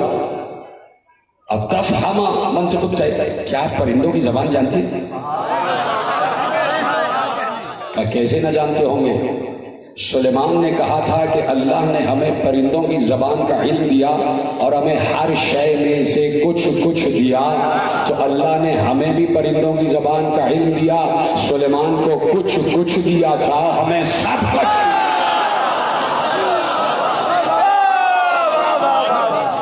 سلیمان کو کچھ کچھ دیا، ہمیں سب کچھ دیا۔ تو جنہیں سب کچھ ملا ہے وہ اس وقت سے ہیں کہ جب سے اللہ نے چاہا کہ وہ ہو۔ اور میں نے جہاں سے جملہ آغاز کیا کہ شکر ہے پروردگار کا کہ اس نے ہمیں اس مصطفیٰ کی امت قرار دیا کہ جو مصطفیٰ اللہ کو ویسے پہچانتا ہے جیسے اللہ خود اپنے کو پہچانتا ہے، جیسے اللہ خود اپنے کو جانتا ہے۔ تو اس وقت سے ارادہ الہی بھی جاننے والے ہیں، مشیت الہی کے بھی جاننے والے ہیں۔ روح کے زمانے سے اللہ نے کہا کہ روح میں نے پھونکی ہے، روح تھی ہی ان کی جو پھونکی گئی جسد آدم میں، اور آج تک وہ روح چلتی چلی آ رہی ہے۔ ختم ہو گئی بات کہ اللہ کا ارادہ بھی جاننے والے، اللہ کی مشیت کے بھی جاننے والے، اللہ کی مرضی کے بھی جاننے والے۔ ارواح کو جمع کیا، ساری ارواح جمع ہو گئی، اس میں تمام انسان بھی تھے قیامت تک کے لیے آنے والے، اس میں شہداء بھی تھے، ان میں صالحین کی ارواح بھی تھی، ان میں صدیقین کی ارواح بھی تھی، ان میں انبیاء بھی تھے، ان میں اولیاء بھی تھے، ان میں ائمہ بھی تھے، ان میں 14 بھی تھے، اور سامنے سب سے عہد لیا جا رہا تھا۔ جب سب سے عہد لے لیا گیا تو اب باری آ گئی 14 ارواح کی۔ اب اللہ مخاطب ہوا، اے محمد تمہیں 63 برس حیات گزارنی ہے، یہ تمہارے ساتھ ہوگا، آپ قبول پروردگار۔ اے علی تمہیں بھی ایسے ہی 63 برس حیات گزارنی ہے، تمہارے ساتھ یہ معاملات ہوں گے، کہا قبول پروردگار۔ اے زہرا تمہیں 18 برس کی حیات گزارنی ہے، اور اتنے مصائب ہوں گے کہ جو 63 برس میں کسی پر نہ گزرے، کہا پروردگار قبول۔ حسن تمہیں بھی حیات گزارنا ہے، اور ایسی حیات ہوگی کہ جگر کے 72 ٹکڑے کٹ کر آ جائیں گے، کہا پروردگار قبول۔ اب وعدہ ہوا حسین تمہیں کربلا جانا ہے، اپنے گھر والوں کے ساتھ جانا ہے، اور دیکھو 3 دن کی بھوک پیاس، کہا پروردگار قبول۔ کہا 72 لاشیں اٹھانا ہوں گے، کہا پروردگار قبول۔ کہا صرف یہی نہیں، 18 برس کا کڑیل جوان ہوگا، تمہارا ہاتھ ہوگا، پرچھی کا پھل ہوگا، کہا پروردگار قبول۔ کہا صرف یہی نہیں، برابر کے بھائی عباس کے کٹے ہوئے شانے اٹھانا ہوں گے، کہا پروردگار قبول۔ کہا صرف یہی نہیں، قاسم کی پامال لاش لانا ہوگی، کہا پروردگار قبول۔ کہا صرف یہی نہیں، 6 مہینے کا علی اصغر گود میں ہوگا، تیر سے شعبہ پار ہو جائے گا، کہا پروردگار قبول۔ کہا حسین صرف یہی نہیں، پیشین کی قبر بھی بنانا ہوگی، کہا پروردگار قبول۔ کہا صرف یہی نہیں، تمہارا سر 13 ضربوں سے کٹ کے نو کے سینہ پر آ جائے گا، کہا پروردگار قبول۔ بات تو ختم ہو گئی شہادت حسین پر، آگے بات بڑھی، حسین صرف یہ نہیں بلکہ تمہارے بعد تمہاری بہن کے سر سے چادر بھی چھینی جائے گی۔ علامہ مجلسی نے لکھا کہ اس سے پہلے کہ حسین کہتے قبول، برابر میں بیٹھی ہوئی روح زینب نے کہا بھیا کہہ دو قبول۔ اجرکم اللہ، اجرکم اللہ۔ 2 شبیں رہ گئی، یہ مہمان زینت بنا تھا نظر خانوں کی، خدا آپ کو کوئی غم نہ دے سوا غم حسین کے۔ زینب نے کہا بھیا کہہ دو قبول۔ بازار شام جانے، زینب جانے، سر زینب جانے اور ردا جانے۔ تو جو حصہ کربلا سے کوفے، کوفے سے شام تک سر حسین کا ہے، وہی حصہ اس پورے سفر میں سر زینب کا بھی ہے کہ زینب نے بالکل پرواہ نہ کی کہ بھیا تمہارا پیغام پہنچتا چلا جائے۔ وہ مصائب زینب نے سہے ہیں کہ خدا کی قسم دنوں پہ پڑھتے تو سیاہ راتوں میں بدل جاتے تھے، لیکن کسی بھی مقام پر زینب نے ایک لفظ بھی شکایت کر نہیں کہا۔ وہی صبر زینب ہے جو صبر حسین ہے۔ آپ کی آواز گریا، اس لیے آہستہ آہستہ پڑھ رہا ہوں کہ بیٹھے رہیں لوگ۔ دیکھیں میں آہستہ پڑھ رہا ہوں، پھر بھی پیچھے سے لوگ کھڑے ہو رہے ہیں، بیٹھ جائیں، ابھی بیٹھ جائیں، مجھے مصائب پڑھنے دیں۔ کل بھی یہی ہوا تھا کہ میں پورے مصائب نہ پڑھ سکا، خدا کے آگے مجھے مصائب پڑھنے دیں، بیٹھ جائیں۔ پیچھے کے جو لوگ ہیں وہ بیٹھ جائیں، جیسے کہ ابھی ہمارے بھائی نے اعلان کیا، نہیں بھائی نے، کہ آخر میں زیارت برآمد ہوگی۔ یہ پیچھے خواتین میری مائیں بہنیں بیٹھی رہی، جا بیٹھی ہے، ابھی میں نے مصائب شروع کی ہے۔ ابھی تو یہ میرے دوست انہوں نے رونا شروع کیا ہے، ابھی تو انہوں نے ہائے کہی ہے۔ کیوں چاہتے ہیں آپ کہ مصائب نہ پڑھے جائیں؟ یہ پیچھے جو لوگ کھڑے ہیں جب تک بیٹھے نہیں مصائب آگے نہیں بڑھیں گے۔ میری بیویاں جو ہیں، میری مائیں بہنیں بیٹھ جائیں جہاں پر ہیں، آپ آہستہ آہستہ آواز گریہ بلند کرتے رہے، اس لیے کہ میں چاہتا ہوں کہ کچھ مصائب میں پڑھوں تو آپ روئیں اور آپ کو روتا ہوا دیکھ کر میں روں۔ تیار ہے سننے کے لیے؟ اجازت ہے کہ بات آگے بڑھائی جائے؟ میں نے کہا جو صبر حسین ہے وہی صبر زینب ہے۔ حسین 57 برس کے تھے، زینب 56 برس کی تھی، دونوں سن میں بڑے تھے تو شاید مصائب برداشت کرنے کی قوت تھی، لیکن 4 برس کی سکینہ پر بھی اتنے ہی مصائب پڑے، اجرکم اللہ، اتنے ہی مصائب پڑے جو ان بڑوں پر پڑے۔ لیکن میں یہ کہنے میں حق بجانب ہوں کہ کسی نے ان بڑوں کو تماچے نہیں مارے۔ سکینہ کو تماچے لگے تو میں کہہ سکتا ہوں کہ سکینہ نے جنت البقیع کا رخ کر کے کہا ہوگا دادی آپ کی وراثت مجھے مل گئی، مدینے میں آپ کو تماچا لگا۔ سمجھ گئے ہو تو گریہ آگے بڑھاؤ نا، ماتم کرو نا ماتم۔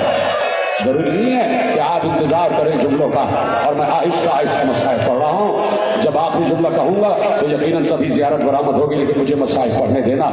آپ نے گریہ کیا ہے، یقیناً کہیں نہ کہیں خواتین کے درمیان میں روح سیدہ موجود ہے، کہیں نہ کہیں عزاخانے میں اسی پردے کے پیچھے شام والی بی بی بھی موجود ہے، کہیں نہ کہیں وہ بچی بھی آئی ہوئی ہوگی جس کی قبر سید سجاد نے قید خانے میں بنائی ہے۔ تو اب پرسہ دیتی جانا، میری ماں بہنیں بھی پرسہ دیتی چلی جائیں۔ اگر مردوں کی آواز کم ہو جائے تو میری ماں بہنوں تمہاری آواز بلند ہو جائے۔ کہیں ایسا نہ ہو کہ مصائب کی بے حرمتی ہو جائے، کہیں ایسا نہ ہو کوئی فرشتہ رسول سے کہے یا رسول اللہ خطیب ممبر پہ بیٹھ کر آپ کے نواسے کا ذکر کر رہا تھا اور لوگ خاموش ہو گئے، تو دیکھو کہیں شکایت نہ ہو جائے، تمہاری آوازیں گریہ بلند ہو جائے۔ میرے عزیزو، حسین، زینب، سکینہ، سجاد، وہی مصائب کہ جو سب نے سہے، وہی مصائب سکینہ نے بھی سہے۔ 4 برس کی بچی کے دامن میں بھی آگ لگی، 4 برس کی بچی کے رخسار کا رنگ ہر منزل پر تبدیل ہوتا رہا۔ سلام ہو، زیارت میں یہی تو کہا گیا کہ سلام ہو اس بچی کے رخساروں پر جس بچی کے رخسار کا رنگ کوفے میں کچھ اور تھا، شام میں کچھ اور تھا۔ اجرکم اللہ۔ صاحبان اولاد بیٹھے ہیں تو جملہ سننا، میں نے اس لیے تھوڑی دیر پہلے مصائب شروع کیے ہیں تاکہ تفصیل سے مصائب پڑھ سکوں۔ اجازت ہے کہ بات آگے بڑھائی جائے۔ سکینہ پر جو مصیبتیں پڑی ہیں خدا کی قسم کوئی ادراک نہیں کر سکتا۔ جن کے گھروں میں چھوٹی بچیاں ہیں نا وہ میرا ساتھ دیں گے، اس لیے کہ میرے گھر میں بھی چھوٹی بچی ہے اور میری مائیں بہنیں بیٹھی ہیں۔ خدا سب کی بچیوں کے سروں پر ان کے باپ اور ماں کا سایہ سلامت رکھے۔ سکینہ کی یتیمی کے صدقے سے دعائیں مانگ رہا ہوں، لیکن کوئی گھر ایسا نہیں ہوگا کہ جہاں کبھی 4 برس کی کوئی بچی نہ رہی ہو۔ تو یاد کرنا 4 برس کی بچی کا قد اتنا سا ہوتا ہے، اس کے ننھے ننھے رخسار بڑے پھول جیسے ہوتے ہیں، اس کے ننھے ننھے سے ہاتھ، اس کی ننھی ننھی سی کلائیاں ہوتی ہیں، اور کسی بچی کی ننھی سی کلائیوں کو کس کے رسی سے باندھا گیا، کس کے رسی سے باندھا گیا، اور بچی ایسے بچی کو جب گھسیٹا جاتا تھا نا تو سکینہ کے ہاتھ ایسے ہوتے تھے، ہاتھوں سے پکڑ کے گھسیٹا جاتا تھا، اور رسی شمر ملعون کے ہاتھ میں ہوتی تھی، اور قافلہ جہاں جہاں گھسیٹ کے لے جاتے تھے وہاں ساتھ میں یہ بچی بھی گھسیٹتی چلی جاتی تھی۔ ساری منزلیں چھوڑ دی۔ ایک روایت تمہارے حوالے کرنا چاہتا ہوں، تو میں قسم چادر زہرا کی، ابھی مصائب ختم نہیں کر رہا ہوں، ابھی تو میں نے مصائب شروع کیے، جہاں پر ہو وہیں بیٹھے رہنا اور سینے پہ ہاتھ مارتے ہوئے چلتے چلے جانا۔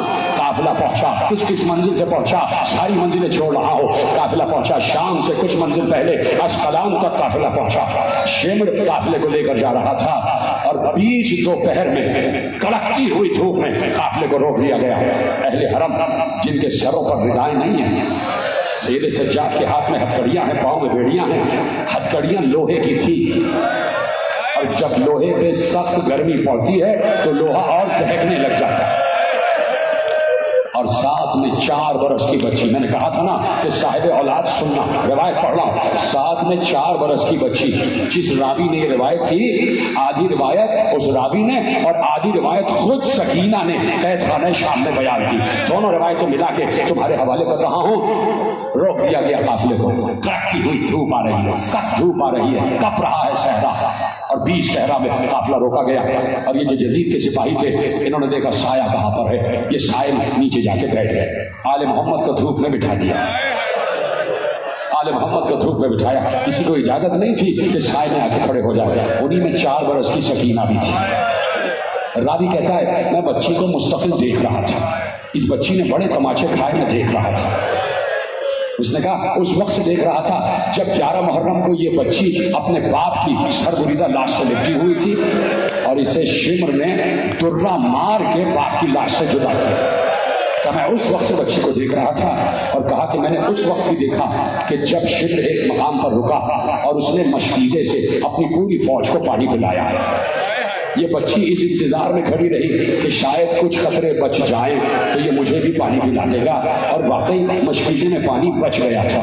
سکینہ نگاہ یاد سے دیکھ رہی تھی شمر کی طرف کہ شاید پانی پلا دے۔ شمر سمجھ گیا کہ یہ بچی پانی چاہتی ہے، قریب آیا، بچی کی آس بڑھ گئی، شاید پانی پلانے لا رہا ہے۔ اس نے سکینہ کو دکھا کے پوری مشق زمین پر بہا، پوری مشق کا پانی زمین پر بہا دیا۔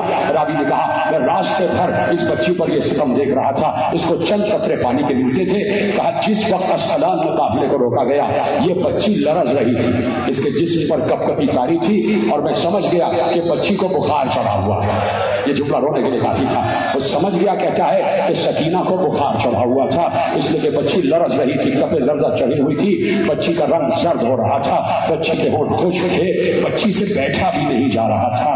ایسے میں بچی نے چاروں طرف دیکھا سامنے کچھ جھاڑیاں ہیں اور جھاڑیوں کے نیچے تھوڑا سا سایہ ہے۔ بچی بھائی سے اجازت لے کے کھڑی ہوئی اور جھاڑیوں کے نیچے آ کے بیٹھ گئی۔ تھوڑا تھوڑا سایہ آ رہا تھا، بچی نے سایہ پایا اور بچی اپنے بندھے ہوئے ہاتھوں کو ایسے رخسار پر رکھ کر سو، ایسے ننھی سی بچی تپتی ہوئی بیڈ پر سو گئی۔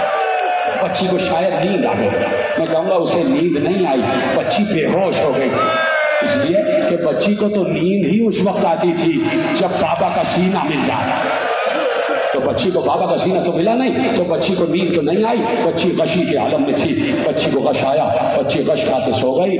ایسے میں شمر میں نہ معلوم کیا ہوا کہ جلدی سے قافلے کو آگے بڑھاؤ، جلدی سے قافلے کو آگے بڑھاؤ۔ قیدیوں کو گھسیٹ کر جلدی جلدی بے کجاوا اونٹوں پر سوار کیا گیا اور قافلہ آگے بڑھ گیا۔ قافلہ یہاں سے آگے بڑھا، ادھر بچی کی آنکھ کھل گئی، سکینہ کی آنکھ کھلی، چاروں طرف دیکھا، نہ بھیا ہے، نہ پھوپھی ہے، نہ اماں ہے، نہ کوئی اور ہے، قافلہ جا چکا ہے، اور سکینہ چاروں طرف دیکھ رہی ہے کہ بھرے پورے صحرا میں ایک بچی 4 برس کی جو بخار کے عالم میں ہے، وہ تنہا ہے، کبھی ادھر دیکھتی ہے کبھی ادھر دیکھتی ہے۔ مجھے بتاؤ 4 برس کی بچی کہیں تنہا رہ جائے، اس بچی کے دل کا کیا عالم ہو رہا ہوگا، سہم رہی ہوگی یا نہیں رہی ہوگی۔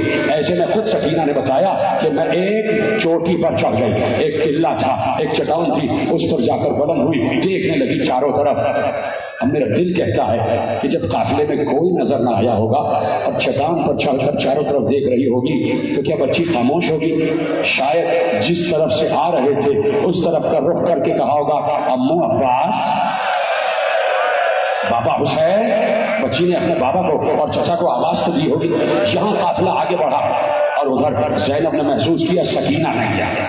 زینب نے دیکھا سکینہ نہیں ہے، فوراً سجاد سے کہا سجاد بیٹا قافلے کو روکو، قافلے کو روکو، اس لیے کہ بھائی کی امانت کہیں رہ گئی ہے اور جب تک سکینہ ساتھ نہیں آئے گی قافلہ آگے نہیں بڑھے گا۔ سجاد آگے بڑھے، کہا شیخ قافلے کو روک دے، اس لیے کہ میری بہن چھوٹی بہن میری ننھی بہن کہیں رہ گئی ہے. جب تک میری پھوپھی کہہ رہی ہیں کہ سکینہ ساز نہیں آئے گی قافلہ آگے نہیں بڑھے گا. ادھر سے شمر نے ایک شقی کو بھیجا, بہت بڑا شقی, زجر بن قیس اس کا نام. وہ گھوڑے پر سوار ہوا, ہاتھ میں اس کے تازیانہ تھا. وہ سکینہ کو تلاش کرنے چلا. ادھر سکینہ چوٹی سے نیچے اتری اور قافلے کے جہاں نشانے قدم تھے ان کو دیکھتی دیکھتی آگے بڑھ رہی تھی. راوی کہتا ہے میں زجر بن قیس کے ساتھ ہوا اس لیے کہ مجھے پتا تھا یہ بڑا شقی ہے, کہیں ایسا نہ ہو یہ بچی کو تازیانے نہ مارے, کہیں ایسا نہ ہو یہ بچی پہ مزید ظلم نہ کرے. اس لیے کہ میں سمجھ رہا تھا کہ بچی کو سکینہ کو بخار کا عالم ہے. تو کہتا ہے میں ساتھ چلا. جیسے ہی وہ آگے بڑھا دور گیا تھا کہ اس نے 4 برس کی سکینہ کو پاؤں پر رہنا آتے ہوئے دیکھا. بچی کے پاؤں میں نالے نہیں تھی, کبھی پاؤں میں کانٹے چبھتے تھے, کبھی پاؤں میں پتھر چبھتے تھے, اور سکینہ روتی ہوئی آ رہی تھی, ہاتھ بندھے ہوئے تھے. زجر بن قیس کی نگاہ پڑی, وہ سکینہ آ رہی ہے. یہ گھوڑے سے اترا, تیزی سے دوڑتا ہوا گیا. راوی کہتا ہے میں بھی پیچھے پیچھے چلا. ایسے میں جیسے ہی بچی قریب آئی, راوی کہتا ہے زجر بن قیس نے تازیانہ مارنے کے لیے ہاتھ اٹھایا. کیا سن رہے ہو جو یہ ہاتھ اٹھا کے ماتم کر رہے ہیں؟ تمہیں پتا ہے کہ تم نے کتنی دعائیں لی ہیں سیدہ زہرا سے, یہی حق ہے ماتم کرنے کا. زجر بن قیس نے تازیانہ اٹھایا بچی کو مارنے کے لیے. راوی کہتا ہے میں سامنے آ گیا. میں نے کہا ظالم, بچی پہلے ہی سہمی ہوئی ہے, پہلے ہی پیاسی ہے, پہلے ہی بخار کے عالم میں, کتنے اور تماچے مارے گا, کتنے تازیانے مارے گا. تو کہتا ہے بچی نے میری زبان سے ہمدردی کے الفاظ سنے تو بچی آہستہ آہستہ چلتی ہوئی میرے پیچھے آ کے کھڑی ہو گئی, اور پیچھے آ کے کھڑی ہو کے تمہیں قسم ہے چادر زہرا کی. اب سکینہ کے جملے سننا. سکینہ راوی کے پیچھے آ کے کھڑی ہوئی اور دامن پکڑ کے کہتی تھی اے شیخ اس سے کہہ دو اگر مجھے مارنا ہی چاہتا ہے, اگر مجھے قتل ہی کرنا چاہتا ہے تو پہلے مجھے میری ماں سے ملا دے. ماتم اجرکم اللہ, یہی حق ہے گریہ کرنے کا. جنہیں رونا نہیں آ رہا میں ان کے لیے دعا ہی کر سکتا ہوں. جنہیں رونا آتا ہے وہ ہاتھ اٹھا کے سینہ اور سر پیٹتے ہوئے ماتم کرو. 2 ہی شبیں تو رہ گئی ہیں. 8 ربیع الاول کو پھر کہو گے مولا حق نہ ادا ہو سکا, تو ابھی جتنا گریہ کر سکتے ہو کر لو. بیٹھی رہے جہاں پر خواتین بیٹھی رہے.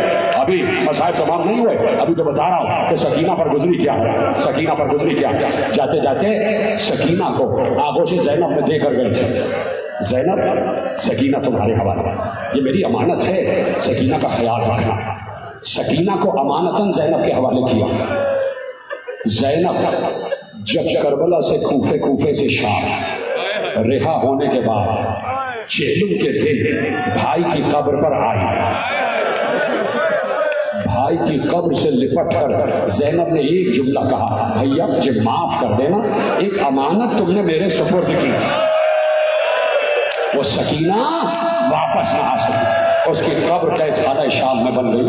اجرکم اللہ, یہی گریہ کرنے کا حق. آنسوؤں کا انتظار نہ کرنا, بس ہائے حسین کہتے جانا. میں دیکھ رہا ہوں بچے بھی ماتم کر رہے ہیں. یہ کیسے ہو سکتا ہے کہ حسین کی بچی کا تذکرہ ہو اور ننھے بچے نہ رو. میں دیکھ رہا ہوں چھوٹے چھوٹے بچے رو رہے ہیں. تو آپ کا بھی حق بنتا ہے کہ گریہ کرتے چلے جاؤ. بھیا مجھے معاف کر دینا. زینب اس امانت کو قید خانہ شام میں کھو کر آ گئی ہے. زینب نے 3 دن قبر حسین پر بڑا ماتم کیا, بڑا گریہ ہوا. سنو گے ایک منظر, جب بڑا گریہ ہوا, جب قبر حسین سے لپٹ کر دونوں بہنوں نے بڑا گریہ کیا تو اچانک نہ معلوم کیا ہوا. ایک بار دونوں بہنیں اٹھی, اٹھنے کے بعد سامنے جو نہر فرات بہ رہی تھی گئی. دونوں بہنوں نے چلو میں پانی بھرنے کے بعد قبر حسین پر ڈال کر کہا اے کربلا کے پیاسے, آج بہنوں کے ہاتھ سے پانی پی لے, آج بہنوں کے ہاتھ سے پانی پی لے. اجرکم اللہ, آواز گریہ آپ کی بلند ہوتی چلی جائے. 3 دن زینب نے بڑا ماتم کیا. 3 دن گزر گئے. کہا پھوپھی اماں, سجاد نے کہا پھوپھی اماں چلیے اب وطن کو چلیے, جس وطن سے آئے تھے اسی وطن کو چلیے. یہی تو جملہ تھا, اور رونے کا یہی تو جملہ تھا. آج کا موضوع ہی تو یہ ہے نا, سادات کے قافلے کی وطن واپسی. میں نے کہا کہ آنسوؤں کا انتظار نہ کرنا, ہائے کی آواز بلند ہوتی رہے. تم کیا گریہ کرو گے کہ جب سادات مدینے پہنچے تھے تو مدینے والوں نے جو گریہ کیا تھا, ویسے ہی گریہ ہو جائے تو کیا ہی بات ہے کہ یہ مسجد کے در و دیوار بھی گواہ ہو جائیں جیسے مسجد نبوی کے در و دیوار گواہ ہوئے تھے. تمہاری آواز بلند ہو جائے. چلے مدینے کی طرف چلے. جیسے جیسے مدینہ قریب آتا گیا زینب کے دل کی دھڑکن بڑھتی چلی گئی. اس وطن کو جا رہے ہیں جہاں سے چلی تھی تو گودیاں بھی آباد تھی, مانگ بھی آباد تھی, اور اب نہ مانگ اور نہ گودیاں. اس مدینے کی طرف جا رہے ہیں. سواد مدینہ پہ نگاہ پڑی, وہ مدینے کی دیواریں نظر آ رہی تھی, وہ روضہ رسول کا گنبد نظر آ رہا تھا. زینب قریب ہو گئی. اس سے پہلے کہ مدینے میں داخل ہوتے سید سجاد نے کہا ابھی ہم یہاں رکیں گے, ابھی فوراً مدینے نہیں جائیں گے, براہ راست نہیں جائیں گے. بشیر تو شاعر ہے, تیرا باپ بھی شاعر تھا, میں چاہتا ہوں ہمارے لیے ایک مرثیہ تو کہہ دے اور یہ مرثیہ پڑھتا ہوا مدینے میں داخل ہو جائے اور ہمارے آنے کا اعلان کر دے. اس لیے آہستہ کیا ہے تاکہ کوئی کھڑے نہ ہو جائے. پورے مسائل مجھے پڑھتے ہیں, پورے مسائل, اور تمہاری آوازیں گریہ بلند ہو جائے. کہا بشیر جاؤ ہمارے آنے کا اعلان کرو. بشیر جانے لگا. کہا رک جاؤ. اپنے گلے سے شال ازا اتاری, بشیر کے گلے میں ڈالی. ایک علم جو فرات کے کنارے گر گیا تھا وہ علم بشیر کے ہاتھ میں دیا. کہا یہ علم لے کے جاؤ اور ہمارے آنے کا اعلان کرو. مدینے کی سرحد سے پہلے اہل حرم رک گئے. بشیر مدینے میں داخل ہوا, سواری پر بیٹھا ہوا تھا. یہ کہتا ہوا داخل ہوا, اے اہل مدینہ سنو میں خبر لے کر آیا ہوں, اس قافلے کی خبر لے کر آیا ہوں جو 28 رجب کو گیا تھا. جو قافلہ 28 رجب کو گیا تھا وہ آج مدینے میں واپس آ گیا ہے. جیسے ہی یہ صدا مدینے کے گھروں میں پہنچی, روایت کہتی ہے ہر گھر کا دروازہ کھلا اور گھروں سے لوگ باہر آنے لگے. 18 برس کے جوان آگے بڑھے, بشیر کو گھیر کر کہا بشیر اے سنانے والے, کیا علی اکبر واپس آ گئے؟ کیا علی اکبر واپس آ گئے؟ بشیر نے کہا روضہ رسول پر چلو. 13-14 برس کے بچوں نے آ کے پوچھا کیا قاسم واپس آ گئے؟ بشیر کہتا ہے چلو چلو روضہ رسول پر وہاں جا کر بتاؤں گا. کچھ بچوں نے گھیر کر کہا بشیر کیا اون محمد واپس آ گئے؟ بشیر کہتا ہے مجمع بڑھتا گیا. ایسے میں کہتا ہے کہ میں گھوڑے پر بیٹھا ہوا تھا, میرے ہاتھ میں علم تھا, میں نے دور سے دیکھا بہت مجمع تھا, میں نے دور سے دیکھا محلہ بنی ہاشم سے ایک بی بی عصا کو تھامے ہوئے, دوسرے ہاتھ میں ایک بچے کا ہاتھ, جیسے دادی اپنے پوتے کو لے کر آ رہی ہے. بچہ تیزی سے دوڑا, اپنی دادی کا ہاتھ چھڑایا اور تیزی سے میری طرف آ رہا تھا. بشیر کہتا ہے مجھے خوف ہوا کہیں بچہ لوگوں کے قدموں میں آ کے کچل نہ جاتا. بشیر کہتا ہے میں گھوڑے سے نیچے اترا, تیزی سے دوڑتا ہوا گیا, مجمع کو ہٹاتا ہوا میں نے بچے کو گود میں اٹھا کے میں نے بچے کے رخسار پر پیار کیا اور میں نے کہا صاحبزادے شہزادے کس کے بیٹے ہیں, آپ کے بابا کا نام کیا ہے, سنو گے؟ بچے نے کہا نام تو نہیں بتایا. بچے نے کہا اے خبر دینے والے, یہ تیرے ہاتھ میں جس کا علم ہے میں اس کا بیٹا. ایسے ہی بات یہی حق گری اگر نہیں, اور میں عباس کا بیٹا. ایسے میں وہ خاتون بھی سامنے آ گئی, وہ بزرگ خاتون بھی سامنے آ گئے. اے سنانے والے کیا خبر لے کر آیا؟ تب وہ قافلہ واپس آ گیا جو 28 رجب کو گیا تھا. میرے نوجوان دوست ماتم کر رہے ہیں, خدا تمہاری جوانیوں کو سلامت رکھے, خدا تمہیں نظر بد سے محفوظ رکھے. یہ آگے پیچھے دائیں بائیں جتنے بیٹھے سب کو خدا سلامت رکھے, تمہیں نظر بد سے محفوظ رکھے, تو خدا تمہارے رزق میں اضافہ کرے, خدا تمہیں ہر آئی ہوئی وبا سے محفوظ رکھے. کیا گریہ کر رہے ہو؟ یہی حق ہے, دعائیں دی ہیں نا تمہیں, تو تم آمین کہو یا نہ کہو. ایک بی بی ہے جس نے آمین کہہ دیا تو تمہاری آواز بلند ہو جائے. وہ خاتون, وہ بزرگ خاتون آگے بڑھے اور کہا ہے خبر دینے والے کیا خبر لے کے آیا؟ کہا وہ قافلہ واپس آ گیا. سنو گے؟ اس بی بی نے پہلا سوال کیا, اے خبر دینے والے یہ بتا میرا عباس واپس آ گیا؟ بڑی آسانی سے سنا آپ نے جملہ, کہا میرا عباس واپس آ گیا. بشیر نے پوچھا بی بی آپ کون ہیں, آپ کا نام کیا؟ کہا میں عباس کی ماں ام البنین ہوں, میں فاطمہ ام البنین ہوں. سنو گے؟ بشیر نے کہا دست ادب چھوڑ کر کہا بی بی میں بسط احترام آپ سے سوال پوچھنا چاہتا ہوں کہ آپ نے یہ نہ پوچھا کہ حسین آ گئے, آپ نے یہ نہ پوچھا کہ زینب آ گئے, آپ نے یہ نہ پوچھا کہ ساری بیویاں آ گئے, آپ نے یہ نہ پوچھا کہ سکینہ آ گئی, آپ نے یہ کیوں پوچھا کہ عباس آ گئے؟ آپ آپ کا بیٹا ہے، اس لیے سب سے پہلے عباس کو پوچھا۔ تو پتہ ہے ام البنین نے کیا جواب دیا؟ ایک بار جلال کے عالم میں کہتی ہیں عباس کو اس لیے نہیں پوچھا کہ میرا بیٹا ہے، اس لیے پوچھا کہ اگر عباس آ گیا تو سب آ گئے۔ اجرکم اللہ، اجرکم اللہ، اگر عباس آ گیا تو سب آ گئے۔ اب کیا کہے بشیر؟ ایک بار بشیر نے کہا لو پیچھے مڑ کے دیکھو وہ قافلہ آ رہا ہے۔ جیسے ہی قافلہ مدینے میں داخل ہونا شروع ہوا، ادھر سے محلہ بنی ہاشم سے زینب کے بھائی آگے بڑھے، محمد حنفیہ آگے آگے، عبداللہ ابن جعفر اور علی کی اولاد آگے بڑھے۔ محمد حنفیہ کو تو چھوڑ گئے تھے نا کہ ہاتھوں میں راشا تھا، ہاتھوں میں راشا تھا۔ محمد حنفیہ ایک بات آگے بڑھے، گھر کا جو بڑا بھائی ہوتا ہے نا وہ باپ کی جگہ ہوتا ہے۔ اب جملہ دینے جا رہا ہوں، میں نے کہا نا جملہ ویسے ہی سننا جیسے عاشور کو سنتے ہو، جیسے عصر عاشور ذبح حسین سنتے ہو نا ویسے ہی جملہ سننا، اس لیے کہ جملہ بہت بڑا کربناک تمہارے حوالے کر رہا ہوں۔ محمد حنفیہ آگے بڑھے، دیکھا یہ قافلہ آ رہا ہے، تو پتہ ہے کیا دیکھا؟ وہ دیکھا کہ نہ لشکر نہ سپاہی نہ کثرت الناس نہ قاسم نہ علی اکبر ہے نہ عباس ہے، نہ لشکر آ گیا نہ عباس ہے نہ حسین ہے۔ جیسے ہی محمد حنفیہ نے دیکھا کہ سجاد کالا لباس پہنے ہیں، زینب کالی چادر اوڑھے ہے اور کوئی اور نہیں ہے، تو سنو گے کیا جملہ کہا؟ ایک بار سینہ پیٹا، سر سے امامہ پھینک کر کہا ہائے بنو امیہ نے حسین کو مار ڈالا۔ جنہیں رونا نہیں آ رہا مجھے نہیں پتا کیوں نہیں رونا، کہا بنو امیہ نے حسین کو مار ڈالا۔ اجرکم اللہ، مجھے موقع دینا کہ میں مسائل پڑھ سکوں، آج تفصیل سے پڑھنا ہے مجھے، لیکن زیادہ دیر نہیں ہے، جتنی دیر ہے میرے ساتھ رہنا۔ تم نے گریے کا حق ادا کیا، خدا کی قسم جیسے تم رو رہے ہو بی بی سیدہ تمہیں دعا دے رہے ہیں، تمہاری آوازیں گریہ بلند ہوتی چلی جائیں۔ ہائے بنو امیہ نے میرے بھائی کو مار ڈالا۔ دیکھا زینب سب سے آگے، زینب آہستہ آہستہ چلتی ہوئی آ رہی ہیں، پردہ کیا ہوا چاروں طرف تناتوں سے۔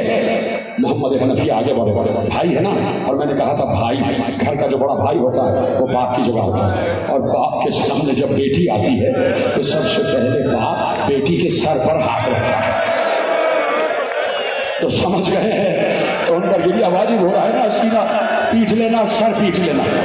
بھائی بہن کے سر پر ہاتھ رکھتا ہے۔ میری ماں بہنیں سنے، محمد حنفیہ نے کپ کپاتے ہوئے ہاتھوں کا اٹھایا، زینب کے سر تک لائے، ہاتھ رکھا ہی چاہتے تھے کہ زینب پیچھے ہٹ گئی۔ بھائی محمد سر پر ہاتھ نہ رکھو۔ کہا کیوں، کیا ہوا؟ کہا نیزے سے میری چادر اتاری گئی، میرا سر زخمی ہے۔ ماتا ماتا، ہاں میری ماں بہنیں، کہا میرا سر زخمی ہے۔ سوچو محمد حنفیہ پر کیا گزری ہوگی، میری طرف دیکھ کر رہنا جواب، کیا گزری ہوگی محمد حنفیہ پر جب یہ سنا ہوگا کہ بہن کے سر سے ردا چھن گئی۔ قافلہ پلٹا، ہجوم تھا، بہت بڑا ہجوم تھا۔ اس ہجوم کے تناتوں کے سائے میں اہل حرم آ گیا اور کہا پہلے میں نانا کی قبر پر جاؤں گا۔ تھک گئے، زینب کے مصائب سن کے تھک گئے، زینب مصائب اٹھا کے نہیں تھکی۔ بس دو ہی جملے پڑھنا، روضہ رسول پر جاؤں گی، نانا کی قبر پر جاؤں گا۔ جیسے ہی روضہ رسول میں زینب داخل ہوئی، قبر رسول پر نگاہ پڑی، زینب اپنے نانا کی قبر پر گری، نانا کی قبر پر ہاتھ رکھ کر کہا نانا زینب آ گئی، نانا زینب لٹ کر واپس آ گئی۔ نانا تمہاری امت نے میری بڑی میزبانی کی، نانا آپ کی امت نے سر سے چادر چھین لی، نانا آپ کی امت نے 72 لاشوں کا تحفہ دیا۔ میری طرف دیکھ رہا، نانا آپ کی امت نے ہمارے خیموں کو لوٹ لیا، نانا آپ کی امت نے ہمارے خیموں کو آگ لگا دی، نانا آپ کی امت نے تمہارے اس نواسے کو جو تمہارے سینے پر رہتا تھا اس کا گلا کاٹ دیا۔ اور اب زینب اٹھی، اٹھنے کے بعد کہا نانا دستور دنیا یہ ہے کہ جب لوگ پردیس جاتے ہیں اور پردیسی پردیس سے وطن میں آتے ہیں تو وطن والوں کے لیے تحفہ لاتے ہیں، نانا میں تمہارے لیے پردیس سے تحفہ لائی ہوں۔ یہ کہا اور پہلو سے حسین کا خون بھرا کرتا نکالا، نانا کی قبر پر ڈالا۔